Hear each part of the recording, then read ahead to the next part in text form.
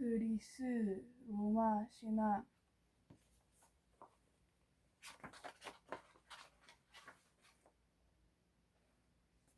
머리말 유럽, 아메리카 문화에 살아 숨쉬는 신화 토머스 불핀치 혼자 그리스 로마 신화는 이야기의 보물 상자와도 같습니다. 그리스 로마 신화가 언제 태어났는지는 확실히 모릅니다. 오랜 옛날 그리스 사람들은 세계가 타원형이 아니라 평평하고 둥근 접시 같은 모양을 하고 있다고 생각했습니다. 땅의 끝은 바다이고 세계의 한가운데에 올림포스 신전이 있다고 믿었지요.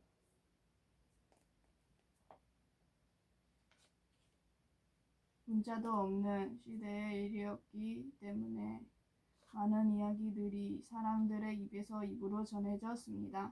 마을 광장이나 왕궁의 뜰, 양치기가 없는 목장이나 어부가 일하고 있는 해변에 서서 음유 시인들은 악기를 연주하면서 신화를 이야기했습니다.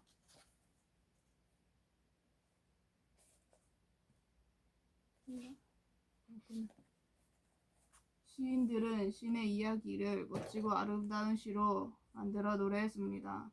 그리스 로마 신화는 유럽과 아메리카 사람들에게 그들의 신화로서 계속 사랑을 받고 있습니다.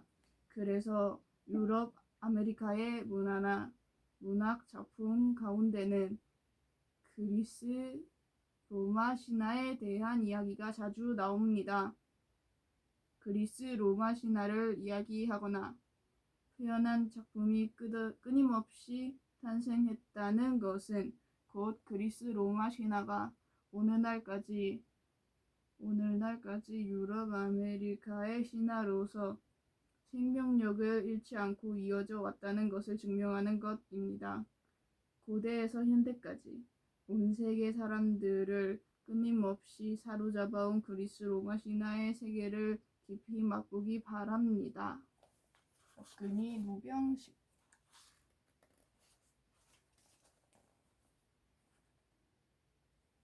주요 등장인물 헤라, 제우스의 아내, 최고의 여신, 제우스, 최고의 신, 아프로디테, 아름다움과 사랑의 여신, 에로스, 사랑의 신, 판도라, 최초의 인간 여인, 프로메테우스, 인간에게 불을 전해준 신, 헤라클레스, 제우스의 아들, 인간 영웅, 천지창조의 신화,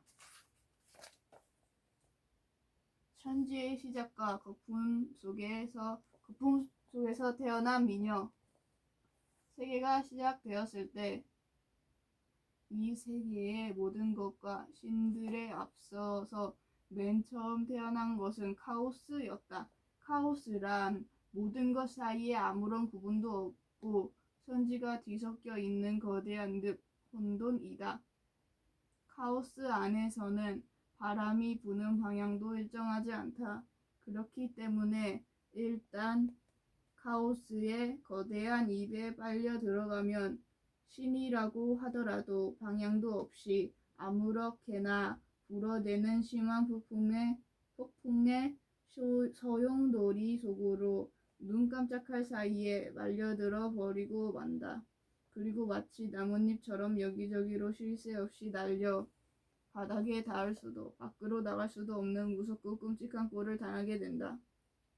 그 다음에 태어난 것은 가이아와 타르타로스와 에로스였다.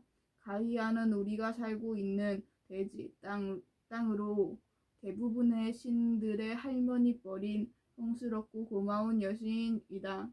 타르타로스는 대지가 하늘과 떨어져 있는 거리만큼 떨어져 있는 땅속 지옥이며 해를 끼치는 나쁜 신이나 마물, 요망하고 불길한 사물 등을 가두어 두는 곳이다. 칠흑 같은 어둠 속에 눅눅한 안개가 거치지 않는 무시무시한 장소인데 이 타르타로스는 남자 신이다.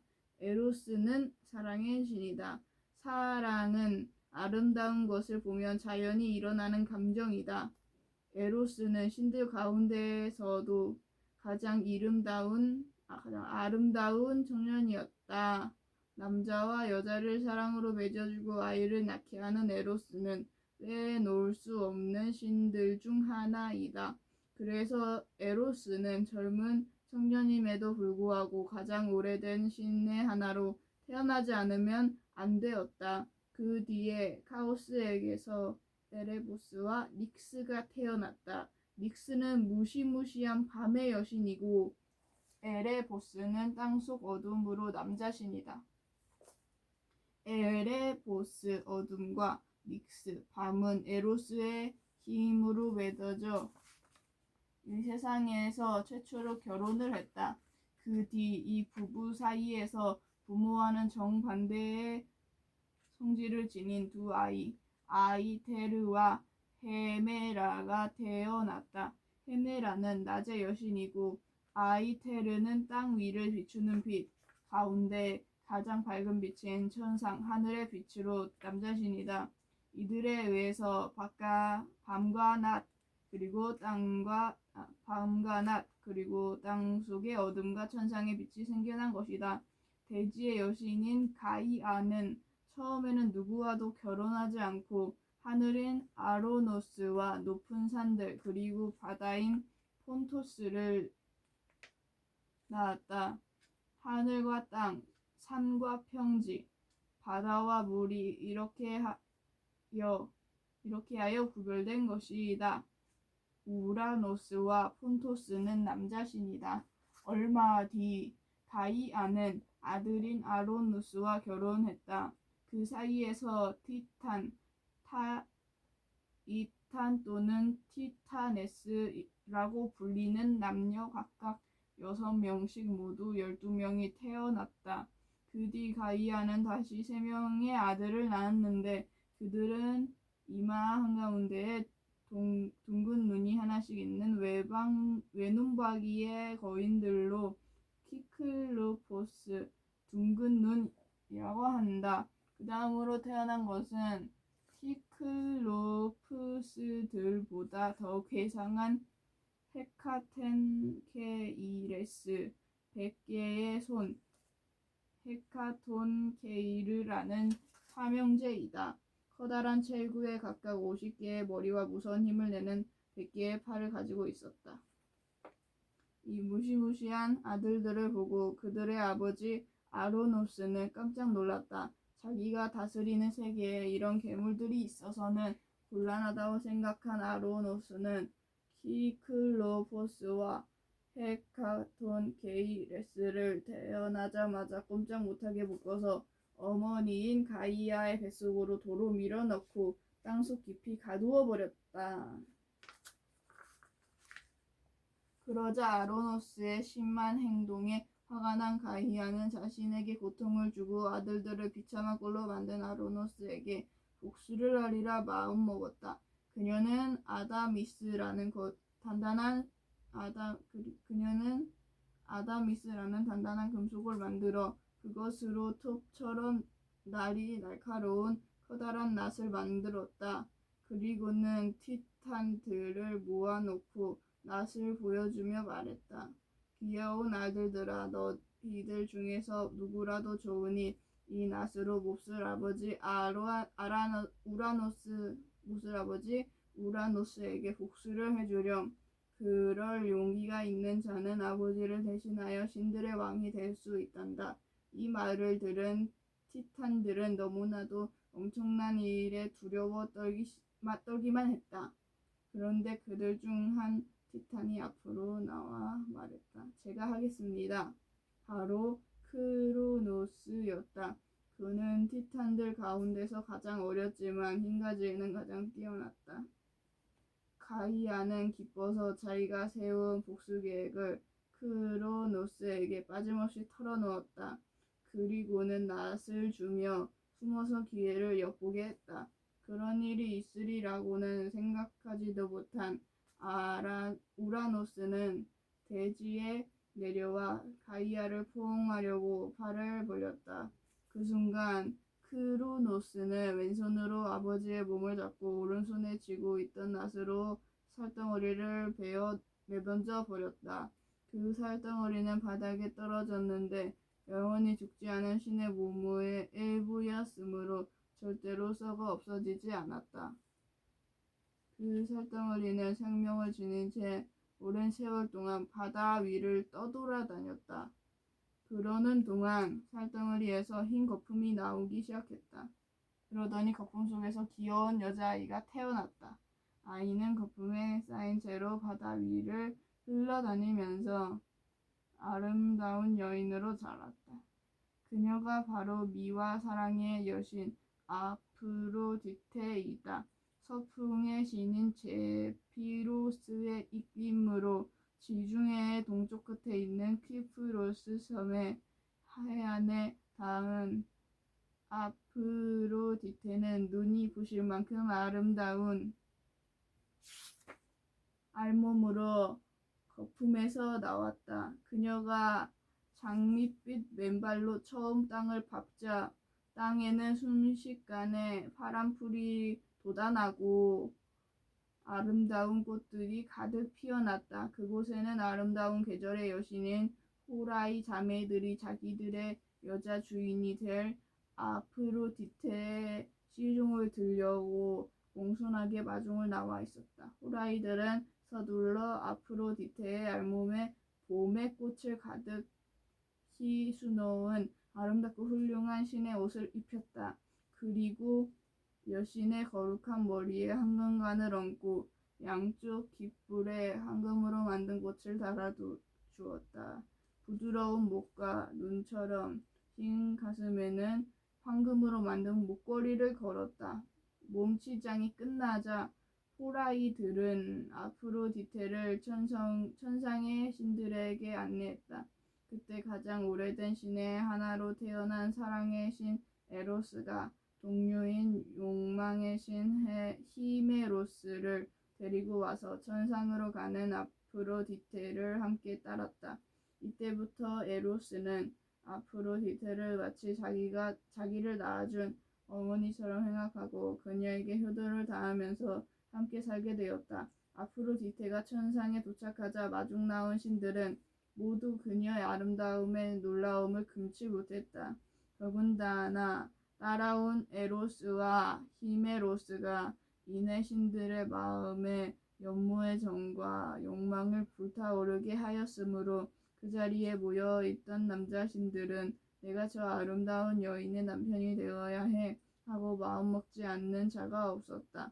모든 남자 신들이 아프로디테에 대한 사랑의 경쟁자가 되어버린 것이다. 도대체 어느 신이 이 치열한 경쟁에서 이겨 그녀의 남편이 될 수 있을까? 잠깐, 먼저 이야기를 되돌려서 아프로디테가 신들의 동료가 되기 전에 일어난 여러 가지 사건에 관해 이야기해보자.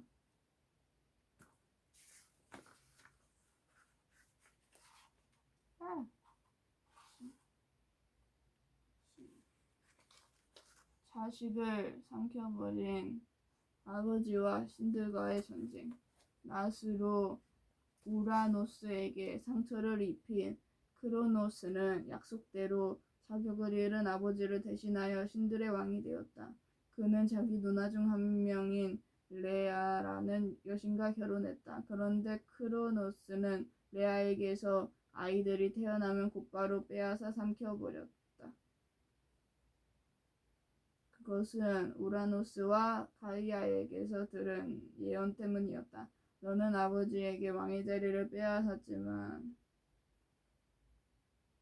그와 똑같이 너도 언젠가는 레아에게서 태어날 아이에게 왕의 자리에서 쫓겨날 운명이다. 누가 그런 꼴을 당할 줄 알아? 크로노스는 아이가 자라서 자신의 왕위를 빼앗는 일이 없도록 하기 위해 자기 자식들을 한 명도 남기지 않고 삼켜버렸다. 여자아이 셋과 남자아이 둘을 크로노스에게 빼앗긴 레아는 다시 임신을 했다. 이 아이만은 무슨 일이 있어도 크로노스의 뱃속으로 삼켜져서는 안 된다. 이 아이를 무사히 키워서 크로노스에게 복수하도록 해야겠어. 레아는 가이아에게 자신의 생각을 밝히고 어떻게 해야 좋을지 의논했다. 그러자 가이아는 너의 소원은 반드시 이루어질 것이다. 왜냐하면 크로노스는 내가 곧 낳을 아이에게 왕의 자리를 빼앗길 운명으로 정해져 있기 때문이란다. 라고 레아를 안심시키고 아이를 크로노스가 알아차리지 못하게 무사히 낳아서 키울 수 있는 방법을 가르쳐 주었다. 레아는 가이아의 말에 따라 밤사이에 몰래 크레타 섬으로 가 그곳에서 사내 아이를 낳았다.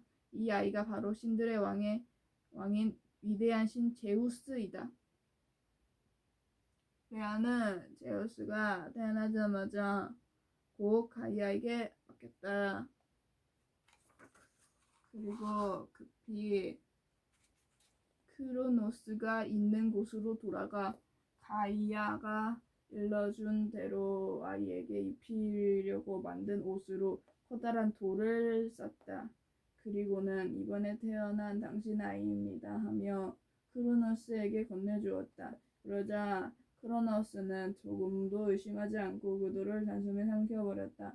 한편 가이아는 갓난아기인 제우스를 크레타 섬에 있는 동굴 깊숙이에 숨겨놓았다. 그곳에서 제우스는 크레스라고 불리는 용감한 성령 혼들의 보호를 받고 아말테이아라는 암염소의 젖을 먹으면서 씩씩하게 자랐다. 크레스들은 우장을 하고 창과 방패를 쾅쾅 울리면서 제우스 주위에서 쉬지 않고 춤을 추었다. 갓난아기인 제우스의 울음소리가 동굴 밖으로 새어가지 않도록 하기 위해서였다. 별탈 없이 자란 제우스는 가이아의 가르침에 따라 크로노스를 속여 그에게 토하는 약을 먹였다. 크로노스는 가장 먼저 제우스인 줄 알고 삼켰던 돌을 토해내고 다음으로 제우스의 형들과 누나들을 삼켰던 때와는 반대의 순서로 차례차례 토해냈다. 돌 다음으로 토해낸 것은 제우스의 바로 윗형으로 뒷날 바다의 지배자가 되는 포세이돈이었다. 그 다음으로 크로노스가 토해낸 것은 죽음의 나라의 왕이 되는 하데스였다. 그 뒤 제우스의 아내가 되는 헤라와 농업의 여신 데메테르, 부엌 아궁이 하로의 여신인 헤스티아라는 세 여신들을 토해냈다. 이들 남녀 다섯 신들은 원래 제우스의 형과 누나들이었다. 그러나 태어나자마자 아버지가 삼켰다가 다시 토해냈기 때문에 두 번째로 태어난 셈이다. 그래서 이때부터 그들은 자기들을 아버지의 뱃속에서 구해준 제우스를 모두 형과 오빠로 생각하게 되었다. 그리고 원래는 제일 위였던 헤스티아가 마지막으로 토해졌기 때문에 막내 여동생이 되었다. 제우스는 포세이돈, 하데스 등과 힘을 모아 그때까지 크로노스를 왕으로 하여 세계를 지배하고 있었던 티탄들과 전쟁을 하기 시작했다. 이때 제우스는 자기 군대 사령 본부를 그리스의 북쪽 끝에 해당되는 데살리아와 마케도니아의 경계에 솟아있는 높은 봉우리인 올림포스 산의 꼭대기에 두었다. 그리고 자기에게 협력하는 신들을 그곳으로 불러 모았다. 이때부터 구름 위로 높이 솟아오른 올림포스의 산꼭대기가 천상의 신들이 사는 곳이 되었다. 티타노마키아, 티탄들과의 싸움이라고 불리는 이 싸움은 양쪽 군대의 힘이 비슷해서 10년에 걸쳐서 쉴 새 없이 계속되었는데도 끝이 나지 않았다. 그러자 가이아는 제우스에게 티탄들을 이길 수 있는 방법을 가르쳐 주었다. 그것은 우라노스에 의해 태어나자마자 곧 가이아의 뱃속으로 되돌려져 땅속의 감옥에 갇혀있는 키클로포스들과 헤카톤, 레스들을 해방시켜 땅 위로 데리고 나오는 것이었다. 이 말을 듣고 제우스는 곧 포세이돈 하데스와 함께 땅속으로 내려갔다. 그리고는 괴물들을 밝은 태양빛 아래로 데리고 나왔다. 그 은혜에 감사하여 키클로포스들과 헤카톤케이레스들은 제우스 형제 편이 되었다. 그리고 각자의 특기를 살려 제우스와 포세이돈 그리고 하데스를 도왔다. 대장장이 이 일의 명수였던 키클로포스들은 제우스와 포세이돈과 하데스를 위해 정성을 다해 무기를 만들어 바쳤다.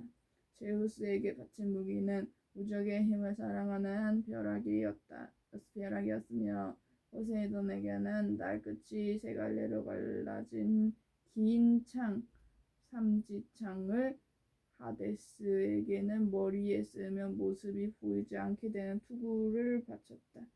한편 헤카톤케이레스들은 싸움터에서 100개나 되는 힘센 손으로 커다란 바위를 들어 티탄들에게 내던졌다. 그 때문에 여태까지 끄떡없던 티탄들은 제우스의 벼락에 불태워지고 헤카톤케이레스들이 내던지는 산더미 같은 큰 바위 아래 깔려 꼼짝도 못하게 되자 마침내 항복하고 말았다. 헤카톤케이레스들은 제우스의 명령에 따라 티탄들을 바위산 아래에서 끌어내 땅속으로 끌고 가 타르타로스의 감옥에 가두었다.